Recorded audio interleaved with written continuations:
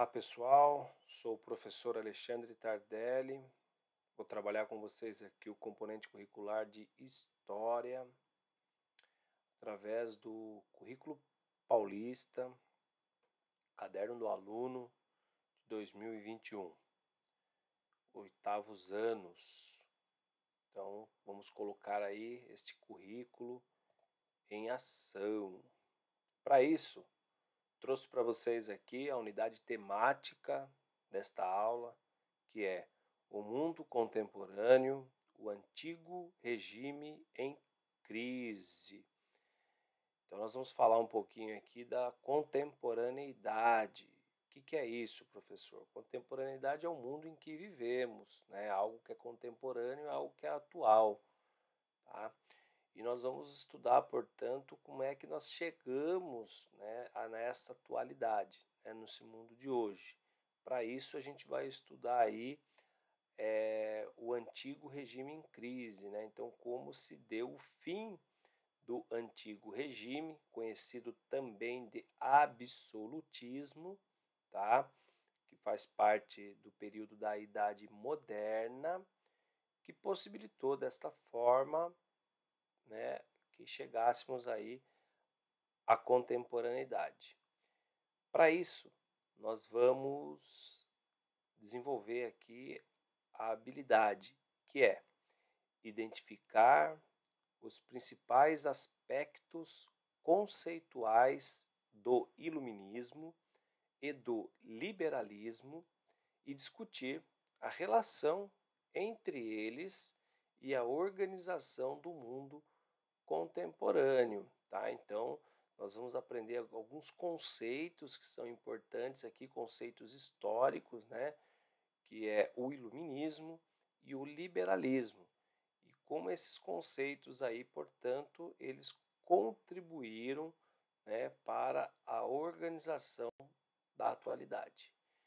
E durante a aula de hoje, nós vamos trabalhar com os objetos de conhecimento, que é a questão do iluminismo e da ilustração. Então, os objetos de conhecimento aqui são os conteúdos.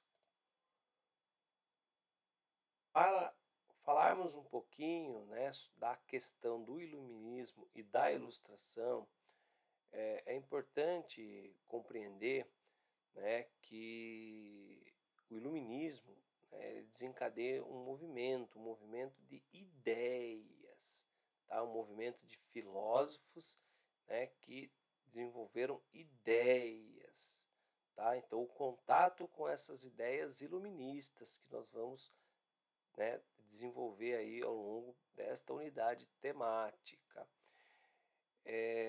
E essas ideias, elas questionavam as bases do antigo regime, ou seja, elas questionavam o poder absoluto que os reis exerciam, né? O antigo regime é caracterizado aí pela centralização do poder nas mãos dos reis, tá? Então, o iluminismo, né, as ideias iluministas questionavam, portanto, essas bases, né, que dava sustentação ao antigo regime, também chamado de absolutismo.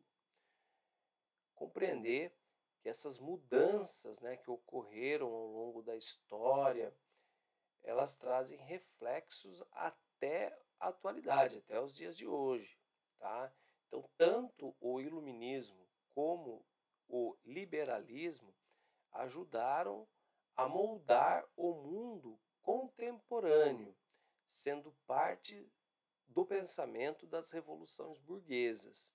Então, é importante a gente entender aqui o iluminismo e o liberalismo, pois eles nos dão aí, né, esse formato, né, de como é o mundo hoje, tá? Bom, para iniciarmos, trouxe para vocês aqui uma atividade de sensibilização. Então, vocês estão vendo essa imagem aqui atrás, né? Essa imagem é da Praça dos Três Poderes, que fica em Brasília. E para pensarmos um pouquinho aqui sobre essa atividade, eu trouxe para vocês o fragmento de texto que ele diz o seguinte: os três poderes, o executivo, o legislativo e o judiciário, têm suas origens no século XVII, na Europa, com o surgimento de um movimento que ficou conhecido como Iluminismo, cujas ideias influenciaram diversos movimentos sociais e políticos no mundo, entre eles a Revolução Francesa, os movimentos de independência na América Latina e no Brasil e a independência das 13 colônias da América do Norte. Tá? Então vejam vocês aqui, né, que o movimento conhecido como Iluminismo, né, as ideias desencadeadas por esse movimento, vai influenciar, portanto, diversos movimentos pelo mundo, tá? Movimentos sociais, movimentos políticos, né, pelo mundo, que vai culminar aí, né, em eventos, em fatos, né, importantes, como por exemplo a Revolução Francesa, tá? E também a independência da América Latina, inclusive aqui no Brasil. E nós vamos falar um pouquinho da concepção, portanto, dos três poderes, tá? Por isso que vocês estão vendo essa imagem aqui, né, da Praça dos Três Poderes. Então, essa ideia de divisão dos poderes, ela veio desse movimento chamado de iluminista, tá ok? Então, nós tínhamos um contexto de centralização do poder na mão dos reis, e o movimento iluminista ele questionava, né, essa centralização e, consequentemente, né, defendia os filósofos iluministas, né, a divisão desse poder em três. Então, dando origem, né, ao que nós conhecemos aí como o poder executivo, o poder legislativo e o poder judiciário, que está presente, né, no nosso país. Em cima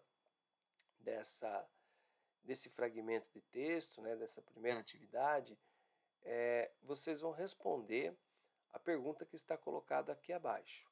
A Praça dos Três Poderes está localizada na capital federal, em Brasília, fundada em 1960 e é um importante patrimônio cultural brasileiro. Pesquise por que essa praça recebeu esse nome e o que os três poderes representam para o cenário político nacional.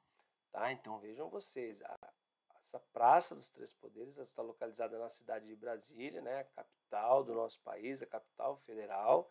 Foi fundada aqui em 1960. Ela é um importante patrimônio cultural brasileiro e também do mundo, tá? E ali existe uma praça que recebe esse nome, Três Poderes. Então, nesta atividade inicial, você deve pesquisar por que essa praça recebe esse nome, tá? E o que ela representa para o cenário político nacional. Então, você pode parar aqui, começar a aula gravada, tá copiando essa pergunta e fazer essa pesquisa. Dando continuidade aqui, nós temos agora um convite aí para que vocês possam viajar, né, virtualmente até essa Praça dos Três Poderes, tá? Então existe aqui esse site que vai te levar para fazer uma visita virtual, tá, esse local. Então eu vou pôr para vocês aqui rapidamente, tá? Para que a gente possa rapidinho conhecer um pouquinho, né? Ó, então você vai entrar naquele link, né? E você vai entrar neste site. Esse site é do Senado Federal, esse site que vai do Congresso Nacional, melhor dizendo, e que vai te dar a possibilidade de visitar, né, através desses links, né, a fazer a visita ao Senado Federal, tá? Então, vou estar abrindo aqui, rapidinho.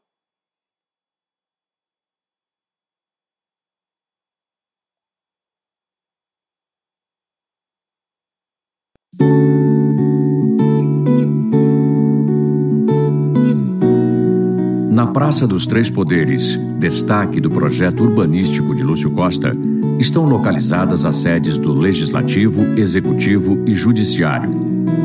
Na base do triângulo equilátero, delimitado pela praça, estão o Palácio do Planalto e o Supremo Tribunal Federal. No vértice fica o Congresso Nacional.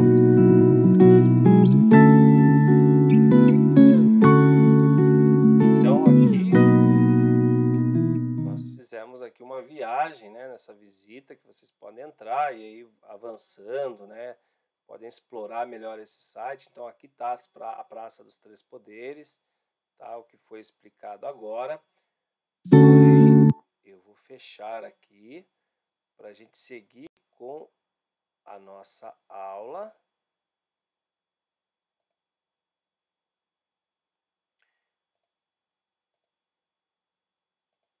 E em cima disso agora eu passei uma outra atividade para vocês, tá? Então, continuação aí da atividade anterior, mas uma atividade que a gente vai discutir dois documentos importantes aqui, tá?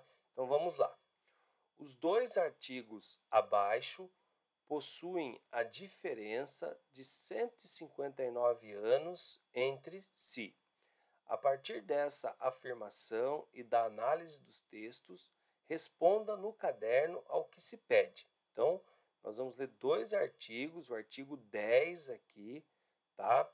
De dois documentos que têm uma diferença de 159 anos. Eles foram escritos, né, em épocas diferentes, né? E tem aí uma diferença de 159 anos de idade, enquanto esse primeiro foi escrito, tá, no ano de 1789, em relação ao segundo documento. Mas vamos ler esse primeiro documento, que é a Declaração dos Direitos do Homem e do Cidadão de 1789. Ele diz o seguinte: os homens nascem e são livres e iguais em direitos.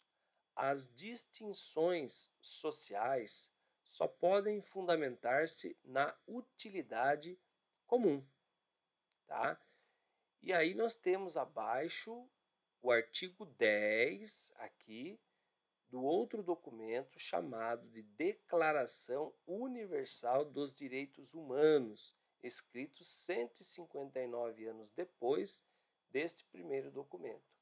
E o artigo 10 desta declaração diz o seguinte: todos os seres humanos nascem livres e iguais em dignidade e em direitos, dotados de razão e de consciência. Devem agir uns para com os outros em espírito de fraternidade. Tá? Então, esses dois documentos trazem aqui valores, né? Trazem aquilo que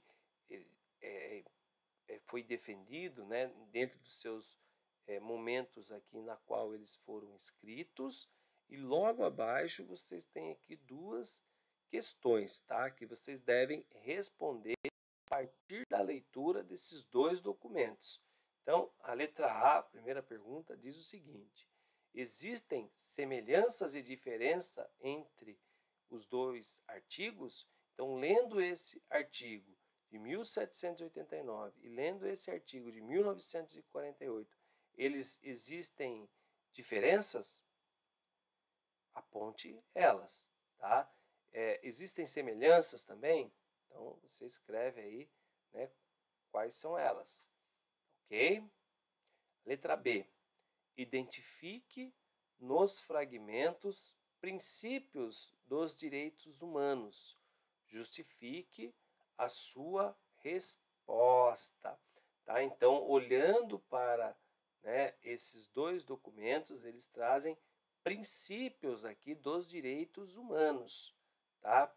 Então, você vai identificar nos documentos esses princípios, tá, que estão sendo defendidos aqui. Legal? Então, você pode estar copiando, dando uma pausa aí, parar o vídeo, né, para poder desenvolver essa atividade. Legal? Vou dando sequência aqui. E aí, eu trouxe aqui para vocês, tá? O retrato de Olympe de Gouges, tá? Essa mulher, ela viveu de 1748 até 1793, e esse retrato é uma pintura de Alexander Kucharski, que fez essa pintura, né, esse retrato de Olympe de Gouges. E por que eu trouxe, né, a imagem e a discussão que ela fez nesse período?